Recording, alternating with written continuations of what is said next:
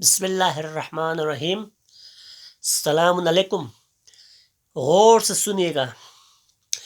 ایک عورت نے ایک سانپ پال کر رکھا تھا۔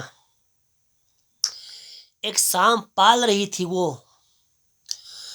عورت اس سانپ سے کافی محبت کرتی تھی، پیار کرتی تھی، اس کو کھلاتا پلاتا تھا، اس کو اپنے سینے کے ساتھ، اپنے جسم کے ساتھ چپکا کر رکھتی تھی۔ کچھ دنوں کے لیے اس سانپ نے کھانا پینا چھوڑ دیا۔ وہ عورت بہت مایوس ہوئی، پریشان ہوئی۔ اس نے سانپ کو ڈاکٹر کے پاس لے گئی۔ ڈاکٹر نے سانپ کو دیکھا، چیک کیا اور کہا، محترمہ، اس سانپ کو کوئی بیماری نہیں ہے۔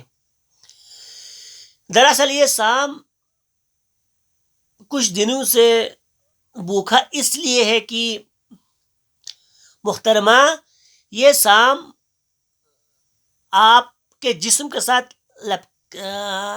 چپک کر رہتی ہے۔ تو محترمہ کہنے لگی، جی ڈاکٹر صاحب، یہ میرے ساتھ جسم کے ساتھ چپ کے رہتے ہیں، میرے ہاتھوں کے ساتھ، میرے پاؤں کے ساتھ، زیادہ میرے ساتھ یہ جسم کے ساتھ ٹچ ہونے کی اور میرے ساتھ رہنے کی، زیادہ یہ میرے جسم کے ساتھ لپک کے رہنے کی یہ زیادہ کوشش کرتی ہے۔ تو ڈاکٹر کہنے لگا، محترمہ، یہ سانپ، اس کو کوئی بیماری نہیں ہے، یہ کچھ دنوں بھوکا اس لیے کہ یہ آپ کو کھانے کی کوشش کر رہا ہے۔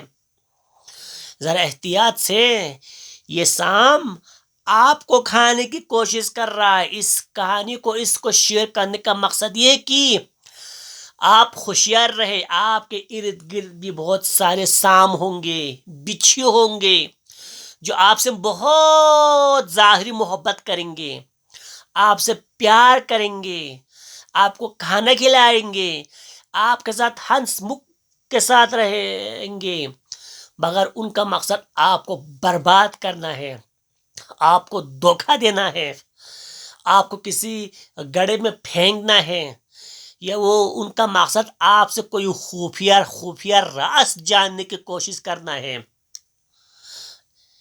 نظر رکھیں اپنے ارد گرد کے سانپوں سے۔ اپنے رشتہ داروں میں بھی ہو سکتے ہیں، باہر کے لوگوں سے ہو سکتے ہیں، دوست یاروں سے ہو سکتے ہیں۔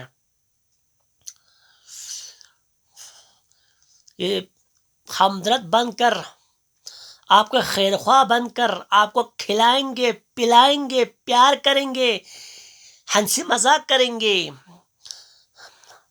آپ کے ساتھ ماں جیسے سلوک کریں گے، باپ جیسے سلوک کرے گا، پھر وہ اپنا مقصد پورا کرے گا، یا آپ کو ختم کرنے کی کوشش کرے گا، یا آپ کے کوئی راز کو جاننے کی کوشش کریں گے۔ اللہ تعالیٰ سے دعا ہے کہ ہمیں ایسے سانپوں سے، ایسے بچھوؤں سے بچا کر رکھے۔ چینل کو لائک، سبسکرائب کرنا مت بھولیے گا۔